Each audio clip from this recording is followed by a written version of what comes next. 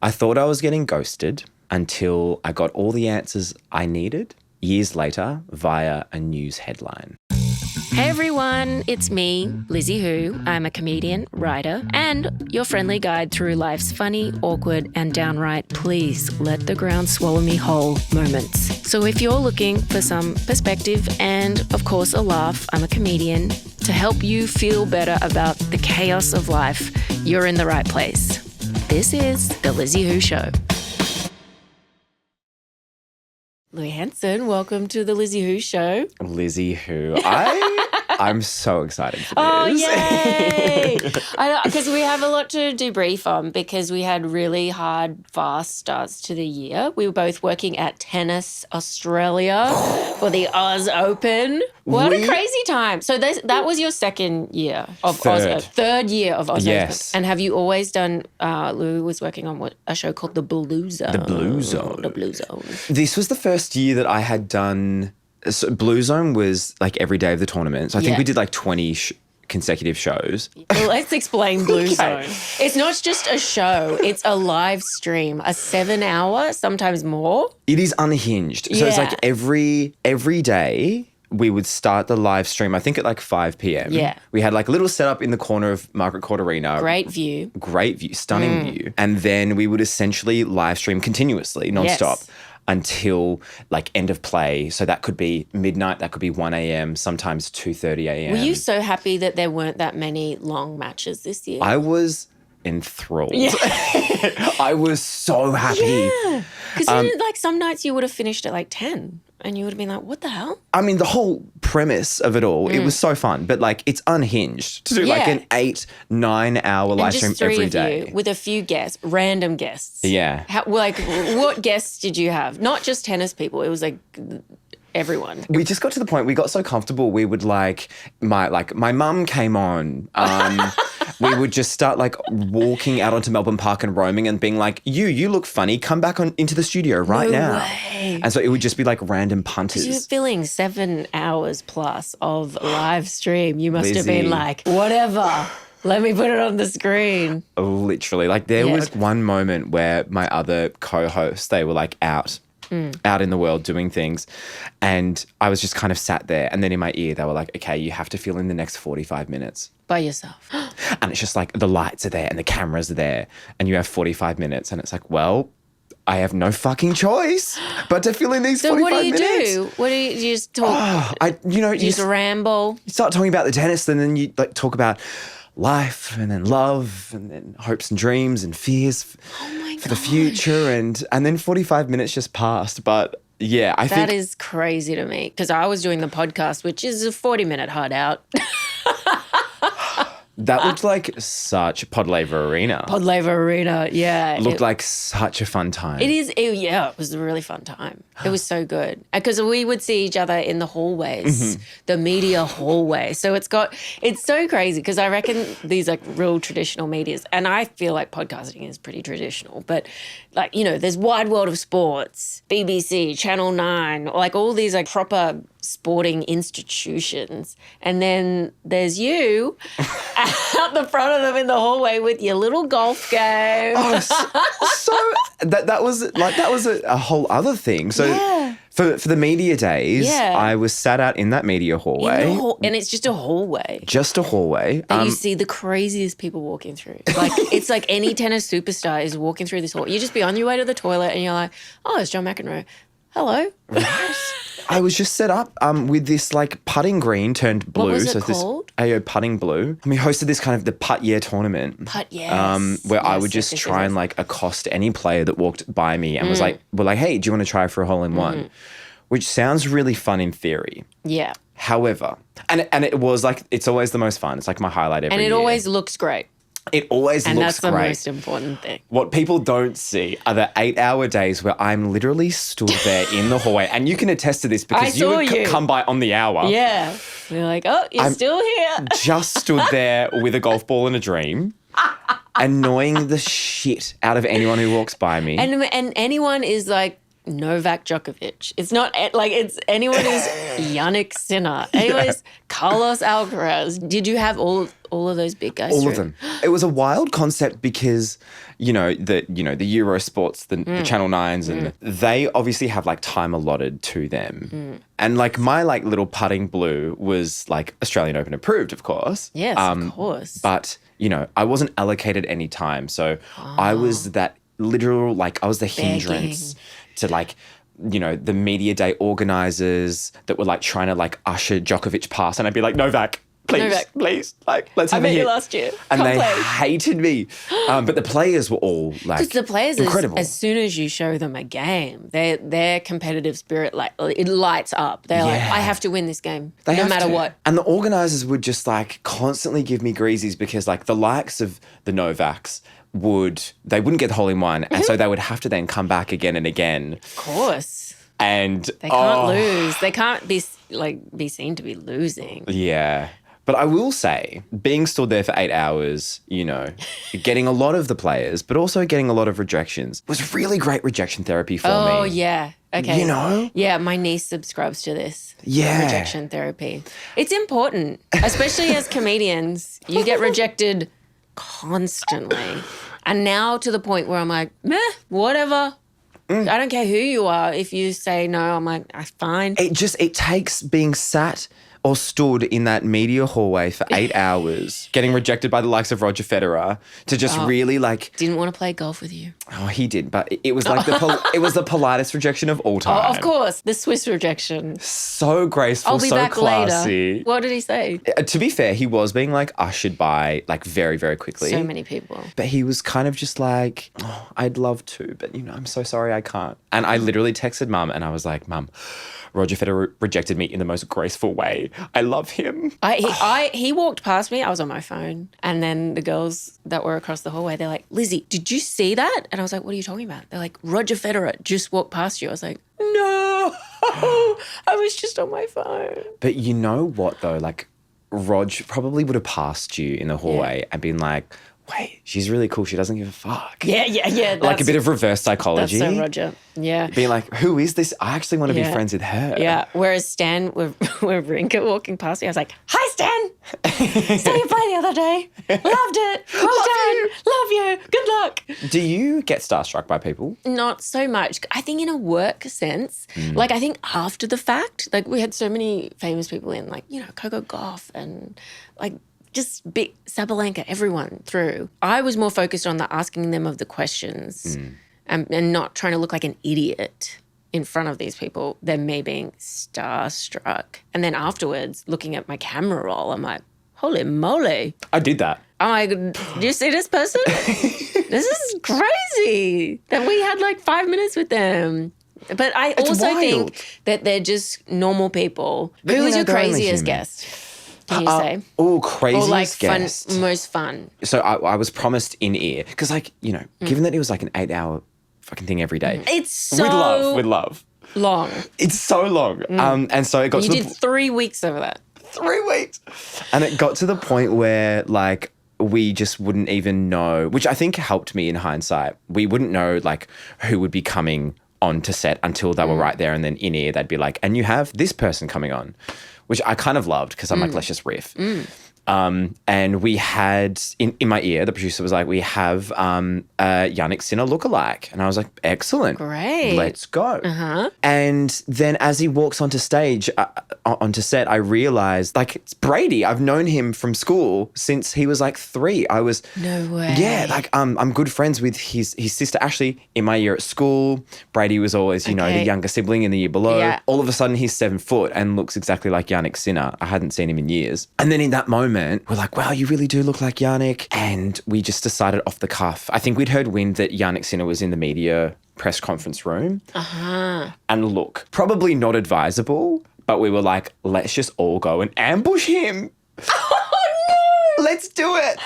Yeah. This is so brazen. Right. So this isn't close to your No. studio. You have to go out of Margaret Court. Yes. Across the thing and into the media center to ambush Yannick Sinner. Okay. And we all got up just like, it was so impromptu. We like got off, walked off set. We had the cameras following us. Everything was still live, like continuous. And we were like, let's just walk across Melbourne Park and see. And we get up back to the famous media hallway. And as soon as we're walking up into the hallway, Yannick Sinner's walking past and the ambush commences. It worked so well. I'm sure, once again, the like PR organisers weren't too stoked with that decision. It was out of my hands. You know, the higher powers said go for it. So I had to go for it. Yeah, Yannick was also a big sweetie pie. And he was That's amazing. He was like, oh my God, like you can play my next match. Like he really like lent into it, which Yannick was so is actually sweet. cool. People think that he's like kind of boring guy, but he's like, he gave us a really good vibe. Yeah. Right? I really sweet energy. Who was your favourite? Favorite to interview? I loved Zizou Bergs, the Belgian player. I really wanted to meet him. I didn't get to. He was awesome. And Grigor Dimitrov. Sweetie pie. Sweetie pie. And the best watch. He had the best watch game. All their watches. Is it the Rolex grind? It was a pink watch. I don't even know what it was. Yeah. But as soon as he came out, I was like, nice watch. Oh. Yeah. But what a time. What a time. And I feel like the last time we saw each other, it might have been the tail end of the AO experience. It is so much fun. It is intense. Biggest joy. It's just but you're in a vortex. Intense. That was my first time working there. I didn't realize how like you would just be trapped in this really crazy, weird world where everyone is living and breathing tennis. At time stands still. Time stands still. You don't know what's happening in the outside world. As soon as I went home, I was watching tennis. I was tennis. And I feel like the last time we saw each other, we were trapped in that vortex. And I feel like we could just see each other like clawing to the surface, like bloodshot eyes. I was like, we got this. We're going good. But I felt for you. I felt for you, like your team. Because we went on there one day. You weren't there. Yeah. You were out doing stuff. I was doing other things. Yeah. Because you weren't gigs. Yeah, you were doing gigs. And then they said your co-host, I can't remember his name. James. Yeah, he's like, oh, Louis not here. He's out doing like something for, I don't know, Papa Heidsieck or something. You were on the move. And I was like, what the hell? Why aren't I doing that sort of stuff? I was like, we got the same management, don't we? I'm sat here in the blue zone. Like, come down to the bar with me. Yeah. It'd be a running gag where I realised that, you know, the only way off the couch, which the couch is so much fun. I sound like I'm complaining. It was so fun, but it was just 8 hours of being on a couch. Yeah, you needed to get out of there. Like reveled in the moments where I could do a live cross. So I'd be like, you know, I'm just going to jump out to here in Melbourne Park. And I realized the kind of loophole is that if I kind of somehow intertwined this live cross with like one of the bars, then I could just work hard and play hard. That's so good. You're a smart guy. Let me just do my live cross from, I don't know, the Canadian Club bar or like the Piper bar. That's amazing. And just pretend it's for content, but I'm like sipping a champagne. So that's your world now. That's your job. Yeah. How's that? I mean, which part? Like all your content creation and like that has fed into jobs like this, like getting jobs at the tennis. And has that completely changed your life? Yeah. Like, did you ever see that for yourself? No. Like I started off as a journalist. That was my 9 to 5.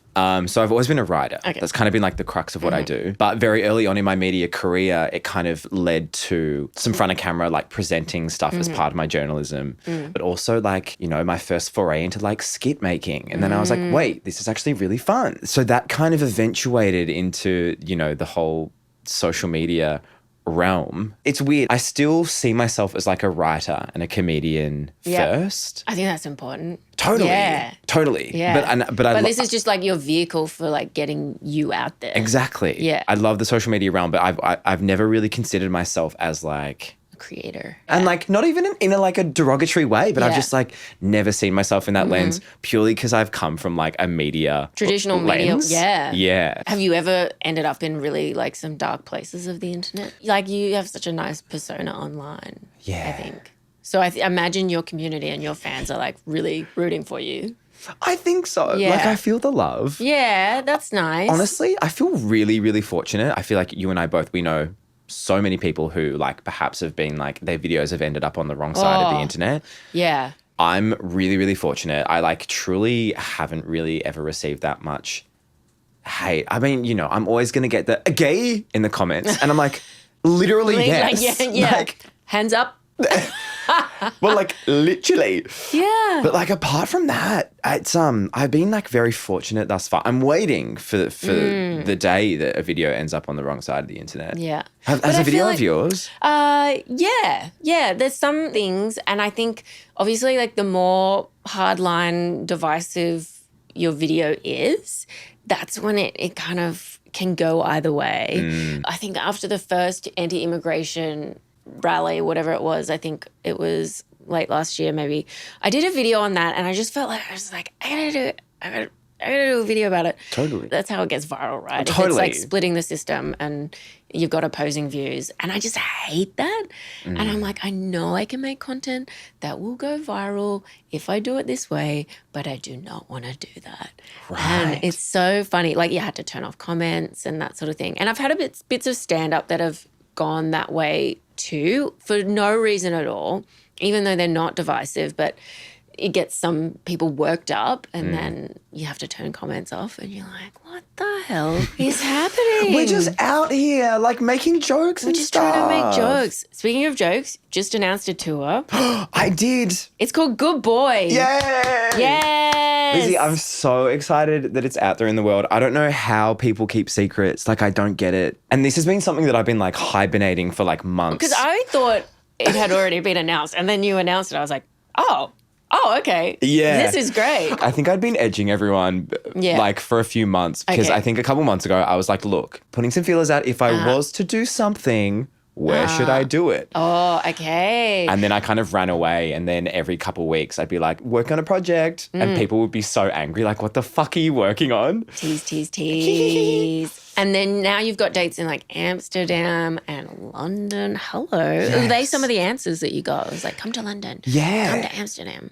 A considerable portion of my audience is from Europe. Isn't that crazy though? It's so fun. Because you think you're doing this like little thing, and it's only connecting to your little audience in Melbourne or Australia or whatever. And then all of a sudden you see the things or the countries that people are watching it, and you're like, whoa. Okay, Germany, go off. Yeah. Like, what's happening there? Yeah. And I will just never be able to fathom that view count like converts to actual physical human eyeballs. Like to me, I just think I'm posting it out into like the abyss, and like no one ever really resonating with anything. But yeah, it's so funny. Like, I was in like New York in September, and I was at Stonewall Bar, classic. And then, a guy like kind of came up to me, and he was Dutch, and he was like, oh, it's you. And I was like, we're in this like little corner of this little bar. I mean, little crazy. bar, one of the most, iconic bars in New York. But just having moments like that, like, it never ceases to amaze me. Yeah, that is wild. And now you get to do a show in those places. Yes. Artwork is amazing. Good Thank you. What's it? Do you know what it's about? Like, you've called it Good Boy. Is it one specific story? Is it many stories? Is it like, it's definitely a snapshot of my past year, especially veering onto, it was like in the lead up to my 30th. Okay.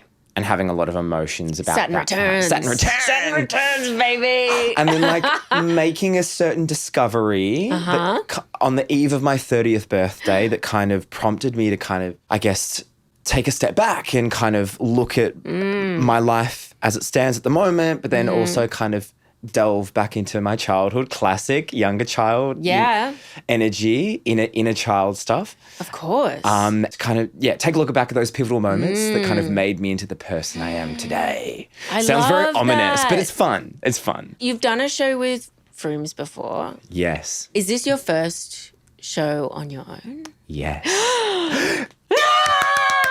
And like, how do you feel about that? I feel so excited. I mean, so 2023, I think it was, Melbourne and Sydney Comedy Festival with Lucinda. Yes. We had a show called Besties. Yes. And it was perfect and so fun. Amazing. We honestly just like raw dogged the experience. We like had an idea about certain stories that we were going to say, but we kind of just got up on stage and we're like, let's just riff for an hour. Oh my gosh, this is so brave. As a stand-up who's like, the word, I need to put this word after this word. Yes. I'm like, you guys are like, I'm just going to riff. I'm like, And I'm like, maybe we were just naive to the whole thing, but we were like, we'll be fine. I think naivety is bliss. I think in these situations, you have community, they want to come and see you.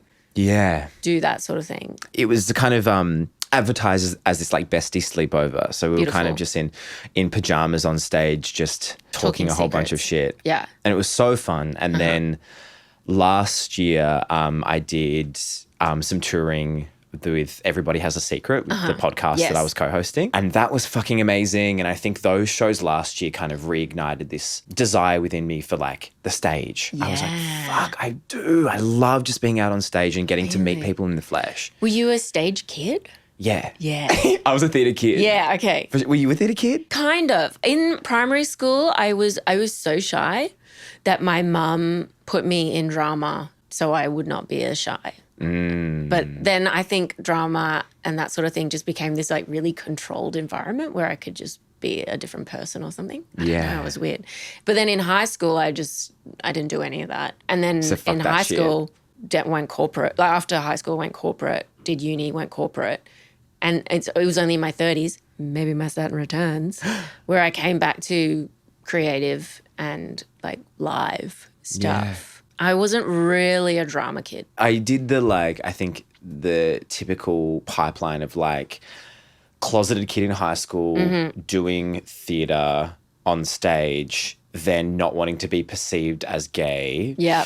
Turning my back on it completely, really being hard. Like, fuck that gay shit. I'm not one of them. Okay. I'm not one of them. And then coming back to it later in my 20s. Yeah. I love it. It's a canon event. It will haunt you if you reject it. I think deep down I was meant to do something creative and I kept rejecting it and then it came to find me, which is so cool because I could have kept rejecting it. I want to talk about your situation. So I get everyone on the show to do a situation, which is like a shitty situation that people find themselves in. You gave me actually a lot to choose from. I said, wait. Okay, don't take me with a good time. And I think I gave you 4 or 5 You gave me options. 4 and I was like, oh gosh, well, we'll get him back on. We'll get him back on another time. But can you give me a one-line synopsis of your situation? Totally. Should we do 2? Should we do the 2? Yeah, let's do 2. Okay, I'm going to start off with this one. Mm-hmm. You'll know what I mean. And then we're going to go to that one. Okay. I partied so hard that I gave myself a hernia. I've never had a hernia. So it's this really like sexy and cool and attractive thing. Yeah. And flirty thing where, you know, some of your internal organs and such start to pierce through the lining of your abdominal wall. Which is very hot. How old are you? This was a year and a half ago. Okay.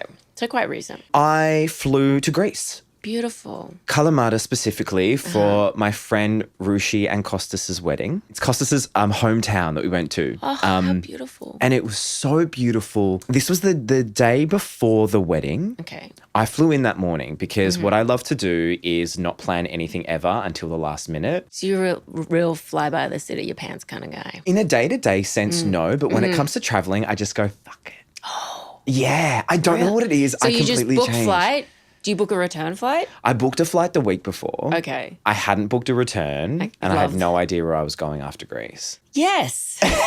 We need to do more of this because I feel travel these days is so scheduled and we're booking into here and TripAdvisor says it's good and everyone on Airbnb says this is good. Yeah. But you just like, yep, I'm going to be there and then I'll figure it out later. Definitely. Beautiful. I feel like there was a part of me as well that was like, you know, as a single guy going over there, I want to leave, you know, the trip open to, you know, a potential encounter with like a hot like Greek man on a yacht who like promises to sail me around, you know, Southern Europe for 2 weeks. It could be an option. I want to be like flexible like that. Yeah. So I fly in the morning before the wedding and we decide, I think as soon as I get there, we obviously all meet up. Okay. I mean, is it a boxy situation? It was hens. Hens. Yes. Okay. So Rushi, dear friend of mine, they'd all been there. I think her and some of the other gals had been there for like quite a few days. So I come in, I roll in, and I don't want to say it was like my impact. I reckon it was. But from like lunchtime, we got excited real quick. Okay. First day fury. And we just start drinking. White ones. It was a gorgeous white wine that soon progressed to like a tequila and orange juice energy. Perhaps a bit of champagne, if you will. Yeah. Whatever's going. Yeah. And we had told ourselves that we were going to have a good night's sleep because the wedding is tomorrow and obviously that's the most important day. Of course, we want to look fresh. We want to remember. We want to be clear in our minds. And we would continue to say that after every single drink. Yet we did not stop the drinks. And we just ended up having a big night. Yeah. Now, there was dancing, there was singing, there was music, and we were... Is it going out or are you in like accommodation? We were in accommodation. Oh God, it was the best time. We were so excited. I didn't give a fuck that it was like the next day. I was like, I'm in a fucking race right now. And anyway, such a big night, things get blurry. Right. Lots of dancing was had though. Okay. And I wake up the next morning and I'm like, as soon as I wake up, I'm like, there's a feeling on my stomach. And I'm like having this like the Hangover movie flashback about what the fuck did I do last night? Feeling like what? There was just this like tightness in the middle of my stomach and I remove the doona and I look down and there is just this like golf ball sized lump right in the middle of my stomach and it's red and it's so sore and I am like, this is day fucking 1. This is the day of the wedding and this is also like essentially day 1 of my European travels where I want to, you know... Sail around Greece. With a really sexy Grecian man. Yeah. And then you've got this golf ball hernia. And so then I do what like any normal like sound-minded person would do. I texted my friends and I said, it was like 10 a.m. I said, let's have some Aperol spritzers. We go to a beach club and I just start getting on it once more. Yeah. Because what am I meant to do? Just wear a loose shirt. You know? Exactly. It's baggy. Whatever. What am I meant to do? Yeah. And so did you know what it was? Or I had no idea. Okay. So you just like, I'll think about it tomorrow. I was like, there's a very, very ominous looking lump right in the middle of my stomach, but there are bigger priorities at play here. Yeah, we got a wedding. The celebration of someone's love, of course. You have Aperol spritz at 10. But also an Aperol spritz at 10 a.m. So I just partied for the rest of that trip. Great. Then obviously came home to find out that it was, in fact, a hernia in the abdominal region. Wait, how long was the trip? It was like 3 weeks. 3 weeks? Yeah. So your wedding happened, you're just like, whatever. So are you taking painkiller? Are you... I'm kind of raw dogging life at this point, but I'm spritzing. Did you meet a beautiful Grecian man, sailor, someone? Not there. Okay. Did you have to explain to him, don't mind. Don't mind the lump. I bring a guy back to my hotel room. I'm like, let's just dim the lights. Dim the lights. Dim the lights. And touch me on my side. Yeah. Is it like just kind of pivot my body in a real discreet manner? With the arm over your hernia. It's true. I did meet some, you know, 1 or 2 lovely European gentlemen, but no one really commented on the golf ball sized hernia. Okay. I think I must have hit it quite well. Okay, great. I like to think that I just shook ass so violently and aggressively the night before the wedding that my internal organs had no option but to pierce through the lining of my abdominal We don't know wall. what to do here. We've got to escape. They said, boom. He is throwing it back right now to some Beyonce. Let's fucking go. Yeah. Let's launch. Let's free ourselves. All your organs were like, yeah, we're partying. We got you. Yeah. Grace, 3 weeks. 3 weeks away, and you're just ignore. Conceal, don't feel. Conceal, don't feel. Yeah. I think that was kind of one of the last nights where I really did, memory got a bit hazy. But, you know, especially if I go out and I have a few drinks, there is a part of me when I wake up now still going... Tap, tap, tap, tap, tap. Okay, no more holes. I want to get to the diagnosis, though. So you came home and did you just go to the GP and be like, hey... Yeah. I have this bump. I had this bump and then... And then you said, I've had it for 3 weeks. And then they said, sorry, what? They said... Great. Yeah. Love to see that you're taking care of your health. And then it was all pretty quick. Like, I think that day I had an ultrasound and then the next day they were like, booked me in to see a surgeon and then had surgery on my tum-tum like the next week. It went by so fast. And that's it. They kind of like snip it off and... That's actually a great question. From what I think they did, kind of don't know, but I'm kind of just, let's hazard a guess. Yeah. I reckon they kind of poked it all back in and then... It's such a weird thing. And then they got a bit of like, almost like like a strip of like tape, like gauze tape. Yeah. Taped it over the lining of my abs to like stop future hernias from poking through. So there's kind of like a mesh now lining. On your abs? Yeah. You've got mesh abs. Mesh abs. Imagine if you got like, instead of a six-pack, you just get mesh now. Just mesh abs. Yeah. So I went away with like the hope of, you know, a Greek husband and a dream, and I came back with mesh abs. Mesh abs and a hernia. Wow. So that's situation number one. Okay. Second situation, because you're so generous. I thought I was getting ghosted until I got all the answers I needed years later via a news headline. Just So you were seeing someone? Yeah, I think a few dates? seeing someone, I think that would probably give it more credit than what it actually was. Let me preface, this is like many, many, many years ago. Okay. This is a long time ago, years and years and years. I was living in Sydney and it's actually my birthday morning. I'm coming back from the gym. I'm just about to walk into my house. And across the road, there's this guy. And we kind of look at, this is the first time and only time this has ever happened to me. We kind of look at each other and we look away and then we like kind of look back at each other. And then we kind of just don't stop looking at each other. And I'm like, whoa, what is this connection? Ooh. Never had this because usually social anxiety, eyes to the fucking floor. Yeah. Don't fucking look at me. But I think I was feeling sprightly because it was my birthday. Yeah. So I go into my house and I immediately open Grindr. 0 meters away. Boom. Message. Hey, was that you just walking to your house? Me. Love this. Come in. I know it goes against everything we're taught when it comes to stranger danger, but here I am sharing my story. I love it. This is my truth. Yes. And it's literally the first and only time I've like done this. Yeah. Just, meeting a literal stranger and then 10 seconds later being like, fuck it. Come into my home. So he enters. Okay. He hangs around for a while and then he's like, you know, telling me all these lovely things. He's like, I'm going to message you, like, let's see each other like tonight or tomorrow. Like, I'll message you. And he kind of leaves and he walks away. I never hear from him again. Ever. And what were you thinking? You're like, fuck this guy. It was almost... Were you thinking like, oh, I knew it, too good to be true? Yeah, I think I was like, because I didn't give so much importance into it. It's not like I'd been dating him for a while. It was like this one guy. I was like, hey, he's cute. Well, I guess he's gone though. And I kind of just went on about my life. Okay. I didn't think too much about it. I did kind of think like, oh, fuck, like maybe he's like blocked me or something because he just disappeared. And I was intrigued. But, you know, after a while, you know, the wind blows. I got distracted. I went on about my life. Did you follow him on socials or anything like that? No. Nothing like that. Okay. I think I only knew his first name.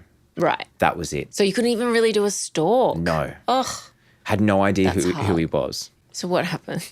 3 years later... 3 years later. Okay, time has passed. And this 3 years later is like still a very, very long time ago. Like I need to preface there is distance between this story and the current day. I'm literally scrolling on my phone and then this news article pops up. X blah, blah, blah, jailed in Sydney for X amount of years. And I'm like, that's the boy that disappeared. So that's the boy that I thought ghosted me. You see his photo? I see it is literally his face front and center, just his face. And then the headline, relatively long headline, but the crux of it is he has gone to jail. Now, I also need to preface this because I feel like there's a lot of sensitivities to this story. I need to preface this by saying it wasn't like murder. No one died. Okay, great. But obviously what he did was so hectic that it 100% warranted jail time. You know what I mean? Like How much time? Do you know? it was a few years. So what he did was like obviously fucked. And so yeah, that was it was good that he got sentenced. I'm like, right? Like, okay. Do you dodge a bullet? Yeah, totally. Yeah. But I mean, we love a bad boy, but jail is... No, you know what I mean? Like, we love a bad boy until he goes to jail for a few years. And we're like, maybe not. Yeah. Maybe let's pare it back a bit. Yeah. I can't lie. My first reaction in that moment was, oh my God, thank God. Thank God. I thought it was me. It's fine. He's just gone to jail. He's just gone to jail. And if there... I'm fine. I'm okay. It's not me. He just doesn't have a phone because he's jailed. He's in jail. And so literally despite the fact that the story is so like horrific with like everyone involved and the fact that he went to jail, I have to be honest, like my first thing was relief and validation for myself 3 years ago. I understand. And because if you think about it, on the spectrum of like good reasons to give to ghost someone, jail, pretty fucking good excuse. Good. Yeah, it's either that or maybe passing away or something like that. Totally. But jail's all right. Yeah. Jail's all right. And I truly was relieved that in that moment, I was like, oh my God, he just hasn't had access to a phone for 3 years because he's behind bars. Otherwise, he would have messaged me. He would have messaged me. It wasn't me. I'm surprised he didn't use his one call for you. Yeah. No. I've got to call this guy. And so, look, you know, there was a lot of learnings to come away from that with. A bit of vetting before the invite. A bit of vetting. Maybe? I think. Did he give Crim vibes at all? I mean, look, he was a bit of a bad boy. Hey. You know, he kind of gave that energy. Hey. Yeah. And I did just welcome him into my house literally after 10 seconds of meeting him. Yeah. Which is kind of fascinating that I did that. This is when I was living in Sydney, by the way. I don't know if I said that. You wouldn't do that again? No. I think there's a certain element about being in your early 20s. I feel maybe. The frontal lobe. Yeah, it's maybe not there are quite some there like yet. really mature like people in their early 20s. Let's just say my frontal lobe hadn't developed. So I would not do it now. I often think about him in that situation and I just go, wow, I'm so happy that I finally got the answer that I didn't know I needed. Yeah. Once again, what he did was horrible and very warranted for jail. But that's not the point of the story. You know, the point of the story is that I uncovered a news headline that gave me all the answers I needed, and then I went on about my life. And made you feel good. That I hadn't been ghosted. Yeah. He just went to jail. I love that. Yeah. I'm glad we did too. Thank you so much for coming on. No, Lizzy, I feel like I've been wanting to do this for quite a few months now, so I'm so excited. And I can't wait to see your show. Please check out Louis and his new show, Good Boy, coming to a city near you. You are amazing. Oh, you are too. No, you really are. Oh, it's good to see you outside the media hall. Yeah. In our outside the tennis vortex. Yeah. Oh, thank you. Thank you. Thank you, mate.